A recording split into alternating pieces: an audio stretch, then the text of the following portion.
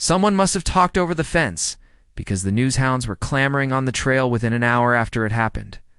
The harassed controller had lived in an aura of restricteds, classifieds, and top secrets for so long. It had become a mental conditioning and automatically hedged over information that had. It's been public property for years via the popular technical mags. But in time, they pried from him an admittance that the station service lift rocket, AJ Able Jake 4, had indeed failed to rendezvous with Space Station 1. Due at 9:16 Greenwich that morning. The initial takeoff and ascent had gone to flight plan, and the pilot, in the routine checkback after entering free flight, had reported no motor or control faults. At this point, unfortunately, a fault in the tracking radar transmitter had resulted in it losing contact with the target. The controller did not, however, mention the defection of the hungover operator in fouling up the signal to the standby unit, or the consequent general confusion in the tracking network with no contact at all thereafter, and fervently hoped that. Gentlemen of the press were not too familiar with the organization of the tracking system, at least one of the more shrewd-looking reporters appeared as though he were mentally baiting a large trap, so the controller, throwing caution to the winds, plunged headlong into a violent refutal of various erroneous reports already common in the streets. Able Jake did not carry explosives or highly corrosive chemicals, only some waste disposal cylinders, dry foodstuffs, and sundry station household supplies. Furthermore, there was no truth in the oft-revived rumors of weaknesses in the so-called spine andrib, construction of the Bohr and Hammond Type 3 vessel under acceleration strain. The type had been discontinued solely because the rather complicated structure raised certain stowage difficulties in service, with overlong turnabout times resulting. There may have been a collision with a meteor, he conceded, but it was thought highly unlikely. Now, the urgent business of the search called, the controller escaped, perspiring gently. Able Jake was sighted a few minutes later, but it was another 3 hours before a service ship could be readied and got away without load to allow it as much operating margin as possible. Getting a man aboard was yet another matter. At this stage of space travel, no maneuver of this nature had ever been accomplished outside of theory. Fuel thrust-mass ratios were still a thing of pretty close reckoning, and the service lift ships were simply not built for it. The ship was in an elliptical orbit and a full degree off its normal course. A large part of the control room was demolished, and there was a lengthy split in the hull. There was no sign of the pilot, and some aft cargo was missing also. The investigating crew assumed the obvious, and gave it as their opinion that the pilot had been literally disintegrated by the intense heat of the collision. The larger part of the world's population made it a point to listen in on the first space burial service in history over the absent remains of Johnny Melland, such a small thing to cause such a fury. A mere 20 earth-pounds of an indifferent grade of rock and a little iron, an irregular, ungraceful lump, spawned somewhere 1 billion years before as a star died.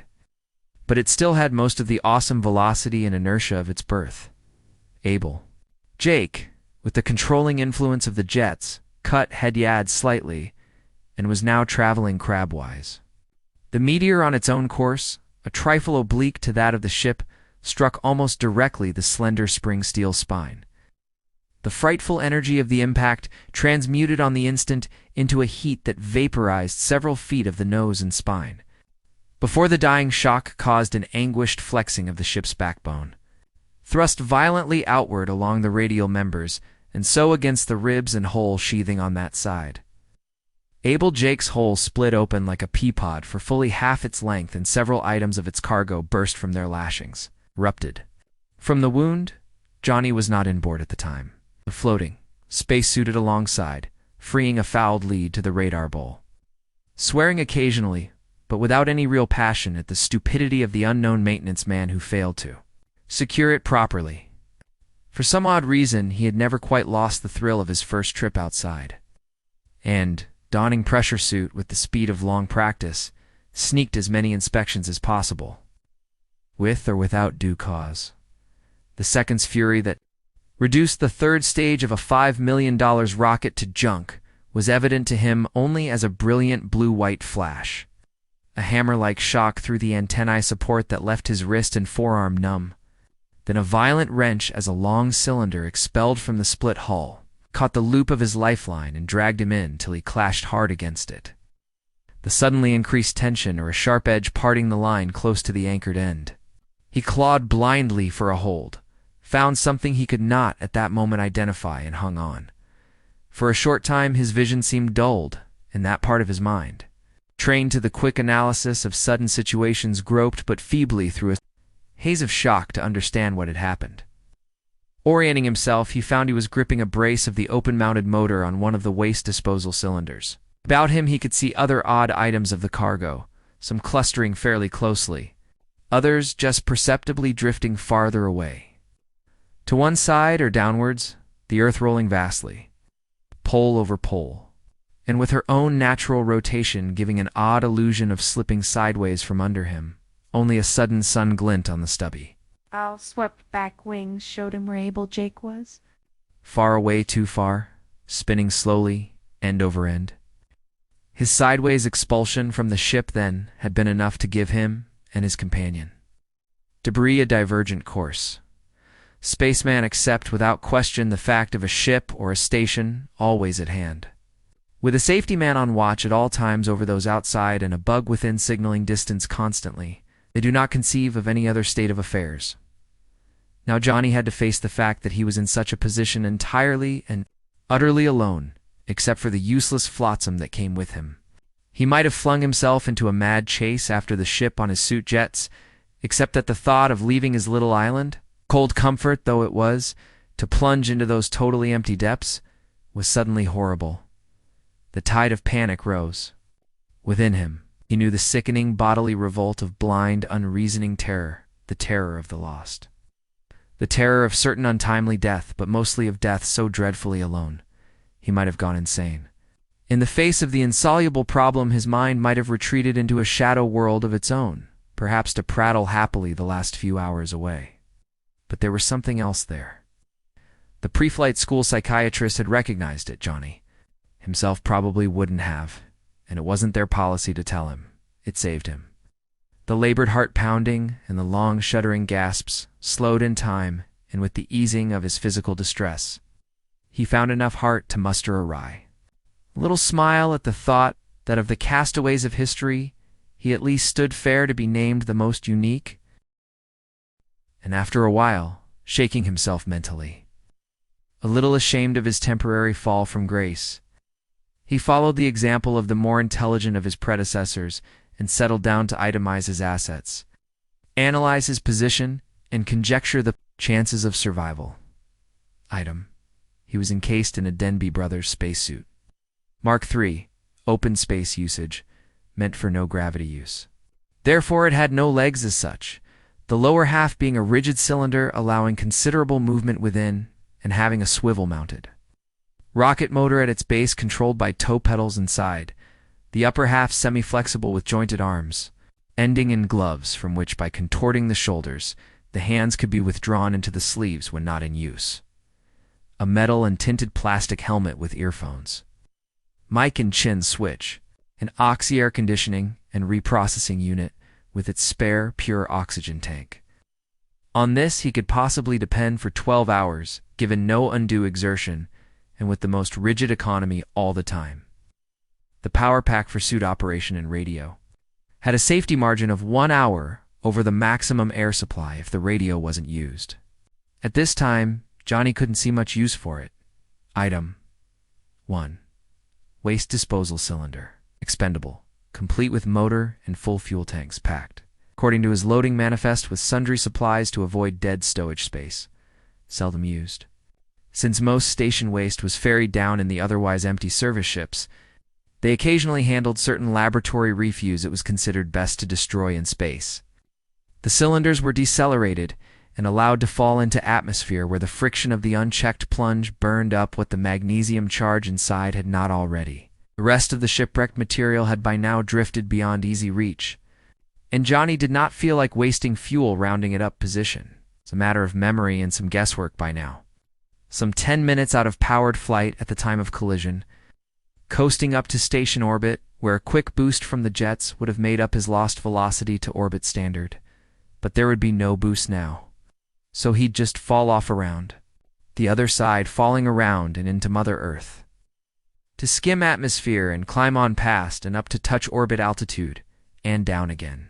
A nice elliptical orbit, apogee 1,000-odd miles, perigee 60-70 perhaps. How much speed had he left? No. How long would it be before he brushed the fringe of atmosphere once, too often and too deep? Just another meteor in survival. A comparatively simple problem, since the mechanics of it were restricted by a simple formula, in which his role would seem to be a passive one. To survive, he must be rescued by his own kind in 12 hours or less. To be rescued, he must be seen or heard. Since his radio was a simple short-range intercom, it followed that he must be seen first and heard later. Being seen meant making a sufficiently distinguishable blip on somebody's radar screen to arouse comment over a blip where, according to schedule, no orbiting blip should be. Johnny was painfully aware that the human body is very small in space. The cylinder would be a help, but he doubted it would be enough. Then he thought of the material inside the cylinder. He pried back the lugs, holding the cover in place with the screwdriver from his belt kit. He started pulling out packages, bags, boxes, thrusting them behind him, above him, downwards. Cereals, ready-mix pastries, bundles of disposable paper. Overalls, toilet paper. He worked furiously, now stuck halfway down the cylinder, kicking the bundles behind him. He emerged finally in a flurry of articles, clutching a large plastic bag that had filled the entire lower end of the tank. About him drifted a sizable cloud of station supplies, stirring sluggishly after his emergence. He pushed them a bit more, distributing them as much as possible without losing them altogether. Johnny tore open the big bag and was instantly enveloped in clinging folds of ribbon released from the pressure of its packing. He knew what it was.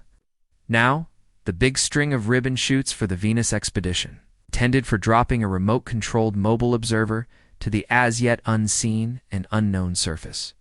Johnny had ferried parts of the crab-like mechanical monster on the last run, and illogically found himself worrying momentarily over the setback to the probe his mischance would cause. But in the next minute, he was making fast the lower end of the string to the WD cylinder.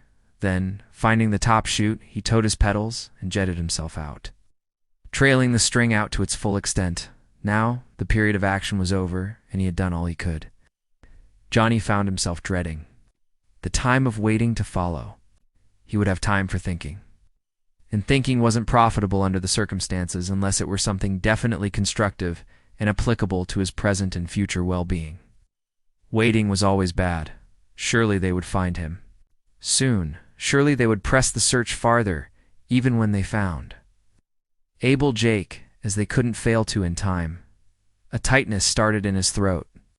Johnny quickly drowned the thought in a flood of inconsequential nonsense, a trick he had learned as a green pilot. He might sleep, though, if sleep were a possible thing in this cold emptiness. No one, to his recollection, had ever done so outside.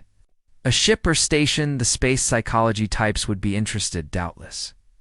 Johnny tied his lifeline to the WD cylinder and then jetted clear of his artificial cloud, positioning himself so that it formed a partial screen between himself and the sun. He turned his oxygen down to the bare minimum, and the thermostat as low as he dared. He commenced a relaxation exercise and was pleased when it worked after a Fashina mental note for Beaufort at the station. A drowsiness crept over him, dulling a little the thin edge of fear that probed his consciousness. Face down towards the earth he hung. The slow noise of his breathing only intensified the complete silence outside. The well-padded suit encompassed him so gently there was no sense of pressure on his body to make up for the weightlessness. Johnny felt as though he were bodiless, a naked brain with eyes only hanging in nothingness. Beneath Earth rolled over with slow majesty once every 2 hours. Altered course was evident now, passing almost directly over the geographic poles. Proper, instead of paralleling the twilight zone where night and day met. Sometimes he caught the faint glow of a big city on the night side, but the sight only stirred the worm of anxiety, and he closed his eyes. Johnny was beginning to feel very comfortable, he supposed, sleepily, that this was the way you were assumed to feel while freezing to death in a snowbank, or so he'd heard. Air and heat too low, perhaps. You should really turn it up a notch. On the other hand, it was perhaps a solution to the problem of Danja. Gentle sleep while the stomach was still full enough from the last meal to be reasonably comfortable, and the throat yet unparched. Would it be the act of an unbalanced mind, or one of the most supreme sanity? He dozed and dreamed a bit in fragments and snatches, but it was not a good sleep. There was no peace in it. At one time he seemed to be standing outside the old fretworked boarding house he lived in, looking in at the window of the sitting room where the ancient, wispy landlady sat among her antimacassar chairs and the ridiculous tiny seashell. Ashtrays that overflowed after 2 butts. He wanted desperately to get in and sprawl in the huge bat-winged chair by the fire and stroke. The enormous old gray cat that would leap up and trample and paw his stomach before settling down to grumble to itself asthmatically for hours. It was cold and dark out here, and he wanted to get in. It's the friendliness and the warmth and the peaceful, familiar security, but he didn't dare go around to the door because he knew. If he did, the vision would vanish, and he'd never find it again. He scratched and beat at the window, but his fingers made no sound. Tried to shout, but his cries were only strangled whispers, and the old lady sat and rocked and talked to the big gray cat and never turned her head. The fire seemed to be flaring up suddenly. It was filling the whole room, a monstrous furnace. It shouldn't do that, he knew, but the old lady didn't seem to mind sitting there rocking amid the flames, and it was so nice and warm. The fire kept growing and swelling, though soon it burst through the window and engulfed him. It's too hot, too hot. Johnny swam hazily back to consciousness with an aching head and thick mouth. He saw that he had drifted clear of his protective screen somehow, and the sun beat full on him. With clumsy fumbling hands that seemed to belong to somebody else, he managed the air valve. The increased oxygen reviving him enough to find the pedals and jet erratically about till he gained the shadow once more. Now he was entering upon the worst phase of the living nightmare. Awake, the doubts and fears of his position tormented him. Wearied, he feared to sleep, yet continually he found himself nodding only to jerk awake with that suddenness that is like a physical blow. Each one of these awakenings took away a little more of his self-control till he was reduced to near hysteria, muttering abstractly, sometimes whimpering like a lost child, seized with a feverish concern for his air supply. He would at one instant cut it down to a dangerous minimum, then, remembering the near disaster of his first attempt at economy, frantically turn it up till he was in danger of an oxygen jag. In a moment he would forget and start all over again. In addition, he was now realizing bitterly what he had subconsciously denied to himself for so long, that they had found Abel Jake and drawn the obvious conclusion. That he had been obliterated or blown out through the hull by the collision without warning or preparation. That he was undoubtedly dead, if not vaporized altogether, and as they must. Considering the expense of a probably fruitless search, abandon him, there came the moment when Johnny accepted this in full. This was directly after the time when, sliding down the long hill to the perigee of his orbit, he turned on his radio and cried for help. It was a bare 100 miles or less to that wonderful world below, but there was the heaviside layer, and the weak signals beat but feebly against it. All that seeped through by some instant's freak of transmission was a fragment of incoherent babble to reach the uncomprehending ear of an Arkansas ham and give that gentleman uneasy sleep for some time to come. He kept calling mechanically, even after perigee was long past, praying for an answer from the powerful transmitters below or from a searching ship.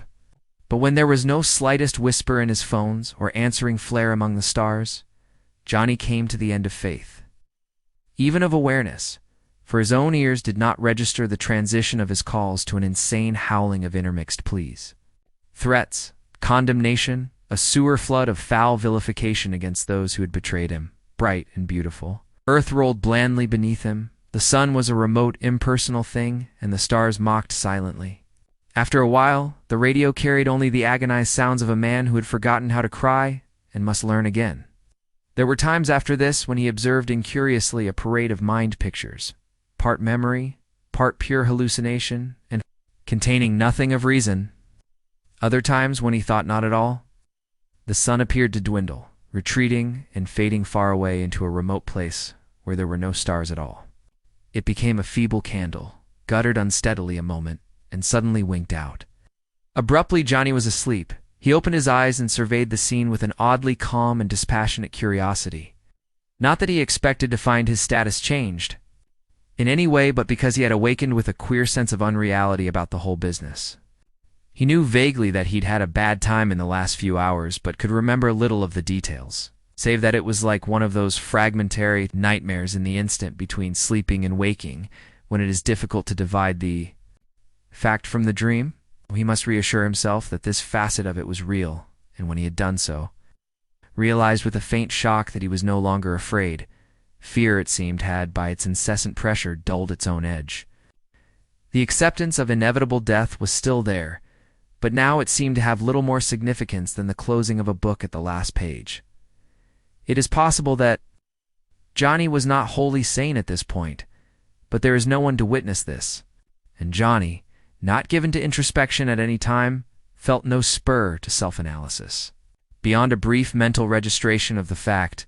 So he made his visual survey, saw that it was real, nothing had changed.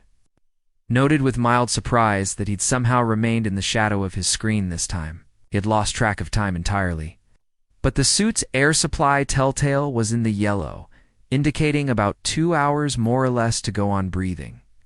In quick succession, he reviewed the events, accepted the probability of the abandoned search without a qualm, and made his decision.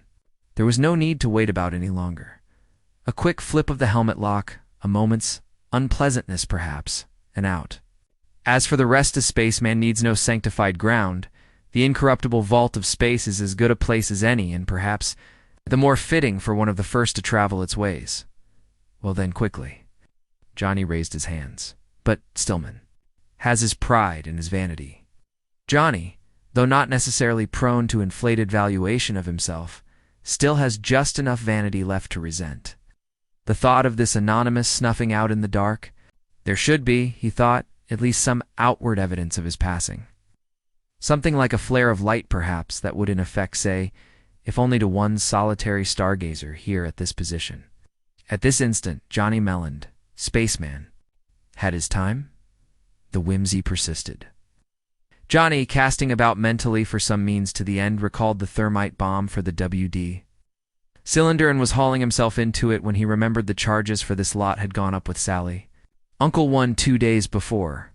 But now he'd actually touched the metal cylinder, and as though the brief contact had completed some obscure mental circuit, the mad idea was conceived, flared up into an irrepressible brilliance, and exploded in a harsh bark of laughter. 1. Last push to his luck, then, hardly worse than a gambler's last chip, except that the consequences of failure were somewhat more certain. Either way, he'd have what he wanted: survival, or, in the brief incandescence of friction's heat, a declaration of his passing. A waste disposal cylinder will carry the equivalent of about 3 tons of refuse. Its motor is designed to decelerate that mass by 1,075 miles per hour in order to allow it to assume a descending orbit. Less the greater part of the customary mass, it should be considerably more effective, and since he was already in what constituted a descent path, but for a few miles and a little extra velocity, there would not be the long fall afterwards to pick up what he'd lost. From there on, his plan entered the realm of pure hypothesis. Except for the broad detail, the rest depended on luck and whatever freakish conditions might arise in his favor during the operation. These two would be beyond his control, and any move to take advantage of them would have to be instinctive, providing he was in any shape to do so. The tendency to gnaw worriedly at 1,000 disturbing possibilities drowned quickly in a rapidly rising sense of reckless abandon that possessed him. The prospect of positive action of any sort served to release any tension left in him. And almost gaily he moved to set his plan in action. He jimmied the timer on the rocket motor so it would fire to the last drop. The string of ribbon shoots. He reeled in hand over hand, stuffing it into the cylinder, discovering in the process why the chute section hands at base wore that harried look. The mass of slithering, incompressible white Angelo ribbon and its shrouds resisted him like a live thing. In the end, Johnny managed to bat and maul the obstreperous stuff down the length of the tank. Even so, It filled it too within a couple of inches of the opening now. He cut off a length of his lifeline and attached one end to the spring-loaded trigger release on the motor control, leaving enough to trail the length of the cylinder and double back inside when he wanted it. He blessed the economically minded powers that insisted on manual firing control on these one-shot units, instead of the complex radio triggers, beloved of the technical brains. Making fast to the chutes was a major problem, but eventually he managed a makeshift harness of the remainder of the safety line. He wound it awkwardly around himself with as many turns as possible, each returned again and again through the ring at the end of the master shroud. By now he was casting anxious glances at the earth below, aware that he must have passed apogee several minutes before, and that not more than some 20 minutes were left before the low point of this swing would be near. He was grimly aware also that it must be this time or not at all. The air telltale was well through the yellow band, and the next possible chance after this one was an hour's time away, when conditions inside the suit would be getting pretty sticky. Jockeying the unwieldy cylinder into line of flight and making it stay there took a lot longer than Johnny counted on. With no other manual purchase than that afforded by his own lesser mass, the job proved almost impossible, and he had to use his suit motor. This caused some concern over his meager fuel supply, since his plan called for some flat-out jetting later on. In the frantic flurry of bending, twisting, over and under-controlling, the veneer of aplomb began to wear. Johnny was sweating freely. By the time he had the cylinder stabilized as best he could judge, and had gingerly worked himself into the open end as far as he could against the cushioning mass of ribbon chute, he took the trigger lanyard loosely in hand, and craning his neck to see past the bulk of the cylinder, he watched and waited to the experienced lift pilot. There are certain subtle changes in color values over the Earth's surface as one approaches more closely the outer fringe of atmosphere. While braking approaches are auto-controlled, the pilot taking over only after his ship is in atmosphere, the conscientious man makes himself familiar with the feel of a visually timed approach just in case on Johnny was a good pilot. Watching equatorial Africa sliding obliquely towards him, Johnny suddenly gave thought to a possible landing spot for the first time. Not that he had any choice, but a picture of a cold, wet immersion in any of several possible bodies of water was not encouraging. The suit would probably float, but which end first was a matter for conjecture, and out of it he would be as badly off. For Johnny could not swim a stroke, nor had he any clear idea how long it would take to slow down to a vertical drop. Able Jake made a full half swing of the globe to break down, but Able Jake was an ultra-streamlined object with many times the mass and weight of Johnny and his rig. Furthermore, the ships were controllable to a certain degree, while Johnny was not, beyond the certain knowledge that the effect of the chutes would be quite violent and probably short-lived. The rest was unpredictable. He tried to shake off gloomy speculation, uneasily aware that much of the carefree confidence of the last hour had deserted him. In a more normal state of mind again, he became prey to tension once more, a pounding heart and dry mouth recalling mercilessly the essential frailties of his kind. With aching neck and burning eyes, he strained for a clear view past the length of the cylinder, and there, preliminary to the visual changes, a sudden sweep of distortion over the landscape as his angle of sight through the refracting particles became more shallow. Now was the time he had judged the throat vein gyros should begin their run dash up. He worked the lanyard back carefully. Fearful and awkward movement might upset the cylinder's lineup. Pulling the trigger lever over to half-cock where the micro switch should complete circuit with the dry power pack. There should be approximately 1 minute before the major color changes began, which was also the minimum time for gyro run-up. Johnny resumed the watching and the waiting. How long is it? Minute? Is it the time it takes the fear-frozen trainee staring glass-eyed at the fumbled grenade to realize that this one at his feet is a dud? Or is it the time before the rock climber, clinging nail and toe to the rock face with the rope snapped suddenly? Tot feels it at last slacken and sees the hands gripping safely come into sight. Perhaps the greenhorn rifle a waver, watching the glimpse of tawny color in the veldt grass, and waiting the thunder and the charge, could say, they'd all be wrong. It's much longer. long enough for Johnny to think of a dozen precautions. He could have taken a dozen better ways to rig this or that. Long enough to worry about whether the gyros were really running up as they should. 1,000 queries and doubts piled mountainously upward to an almost unbearable peak of tension, till suddenly the browns and greens below flashed a shade lighter, and it was time. And the savage snap on the lanyard a blessed relief and total committal.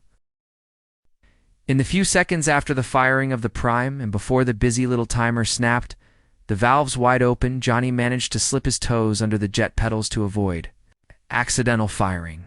At the same time, he braced himself as rigidly as possible. With aching arms against the walls of the cylinder, he saw briefly the flare of the jet, reflected off the remnants of his cloud of station stores, before deceleration, with all its unpleasantness, began. The lip of the cylinder's mouth swept up, past his helmet as he was rammed deep into the absorbent mass of ribbon chute. This wasn't a padded contour chair under a mild 3G lift. The chutes took the first shock, but Johnny took the rest the hard way.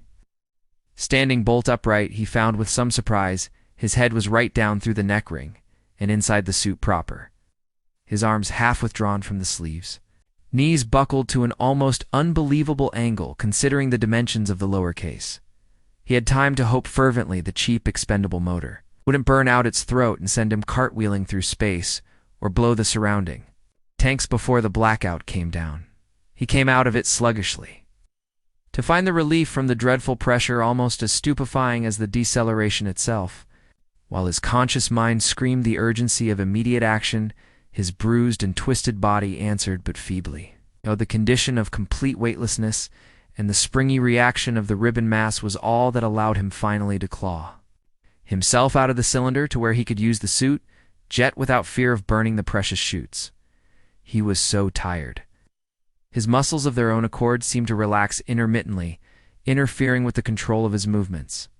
Only the sudden sight of the Earth, transformed by a weird illusion of position from a bright goal to an enormous, distorted thing, looming apparently over him with glowing menace, spurred his flagging resolution to frantic activity. He jetted straight back, trailing his string of chutes behind him. Then, before the last was free of the cylinder, kicked himself around to assume the original course once more. At this stage, it was no longer possible, even granted the time to judge visually, how near he was to the atmosphere. The uneasy feeling that he must already be brushing the troposphere jarred his nerves so that he merely gave himself a short, flat-out boost in the right direction before spinning bodily 180 degrees so that he was traveling feet first, reflected in the curved helmet face. The string of chutes obediently followed mileiter around a ragged U-shape. The last, the small pilot chute, trailed limply around as he watched. There could surely be but a few seconds left before the grand finale. Johnny found he was unconsciously holding his breath, and as he deliberately inhaled long, slow drafts of his already staling air, realized abstractly that he seemed to be attempting to meet his possible end with some degree of dignity, if not with resignation, and wondered if he were the exception or the rule. Possibly, he thought sardonically, because there is so little room for dignity in our living years, and was mildly surprised at an uncharacteristic excursion into the realm of philosophy. There was a faintly perceptible tug on the harness.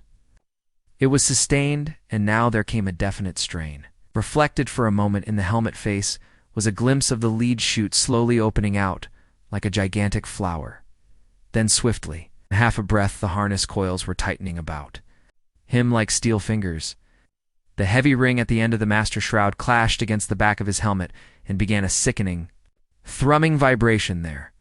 The harness encompassed his torso like a vice, but his legs were unsupported and weighed. What seemed 1,000 tons? He could feel them stretching. Somewhere a coil slipped a fraction. His arms were jerked suddenly upwards, and Johnny knew a sensation he'd never believed possible. At the same time, his leaden feet crashed down on the jet pedals. For a few, brief, blessed moments, the intolerable extension eased a fraction with the firing of the suit jets. He cringed mentally from the thought of what was to come and thought hazily, this is what the rack was like. This is going to be bad, bad, bad.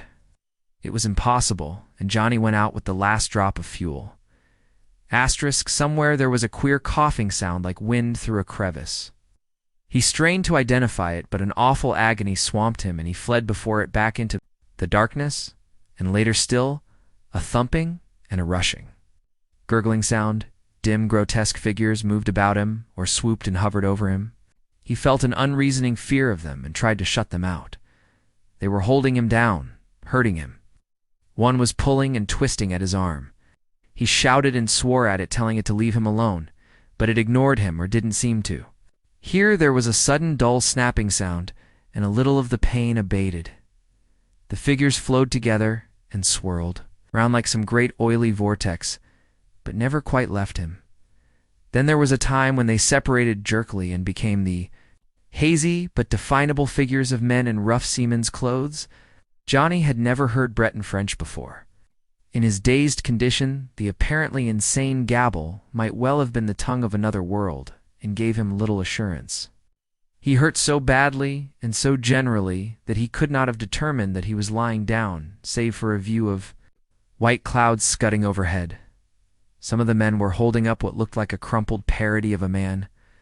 He recognized it without surprise as the soaking remains of his spacesuit, battered and with tattered shreds of outer cover and insulation. Hanging in festoons, a sharp bearded face shot into focus abruptly, waving a hypodermic needle. It spoke English and observed passionately, either to Johnny or itself, that name of a Spanish cow.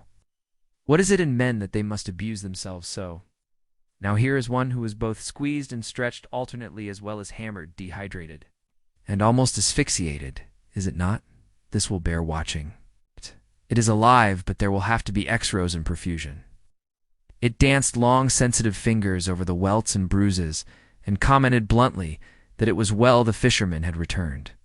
His arms and legs into their sockets before he fully regained consciousness, it muttered and clucked to itself as it used the hypo which Johnny could not feel. Formidable.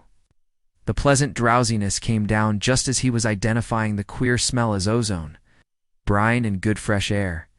After a while they moved him to a small hospital in an up-coast town where he slept much, suffered not a little, and even waking, viewed the world incuriously through drug-laden eyes. Finally they allowed him to waken fully, and the sharp-faced doctor, together with half a dozen others from various parts of the world, decided that, after all, seemed to be surviving. Johnny lay and itched intolerably in the cast that covered him from nape to thigh, and listened to the bustling of the elderly nursing sister who, good soul, having never been more than 10 miles from her town in her life, reminded him that it wanted but 2 days to Christmas, and opined that such a tragedy for Mezu to be so far from home. Johnny smiled at the ceiling, not daring to laugh yet, and sniffed at the salt sea air with its undertone of rank seaweed, and gloried in it. Even a chance whiff of that particular cigarette tobacco that only a Frenchman can appreciate. He thought that here, as across the water, night and day followed each other in their proper order, and the ground was a solid thing beneath the feet. Why, he could never be closer. Asterisk.